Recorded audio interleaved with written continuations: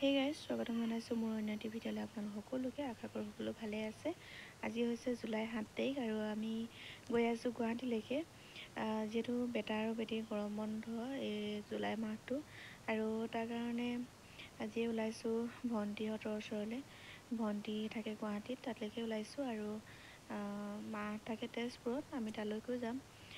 কিন্তু বহুত বেছি ভিডিঅ' কৰা নহ'লে, কাৰণ কেলৈ ঘৰৰ মানুহবিলাকক লগ পালে বেছি ভিডিঅ' কৰা থাকিয়ে যায়। যিহেতু অকণ ভিডিঅ' কৰি ৰাখিছিলোঁ, তাকে ভাবিলোঁ আপোনালোকৰ মাজলৈ আগবঢ়াওঁ আৰু স্মৃতি হিচাপে থাকি যাব। আৰু ইয়াত ট্ৰেইনত দেখিছেনে, সিহঁতে এই যে চানাৱলাবিলাক আহে, তাৰ পৰা কিনি পিনে চানা খাই আছে আৰু ভিডিঅ' কৰা গম পায়। বেটিয়ে অলপ জুমি চাইছিলে।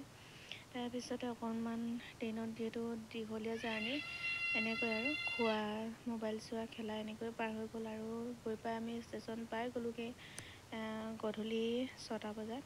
ৰাতিপুৱা ইয়াতে 8টা বজাত উঠিছিলোঁ, তাত গৈ 6টা বজাত পাই গ'লোঁ আৰু কেইখনমান ফটো তুলিছিলোঁ আৰু তাতে ৰাখি থ'লোঁ। তাৰপিছতে এনেকৈ আৰু স্মৃতি হিচাপে থাকি যাব বুলি ৰাখি থ'লোঁ।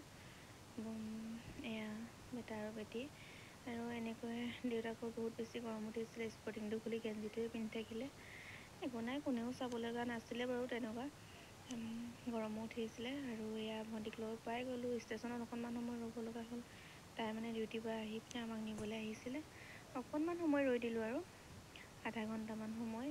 ভাল লাগিলে ষ্টেচনৰ কাষত। তো আজিলৈ আহোঁ, বাই বাই।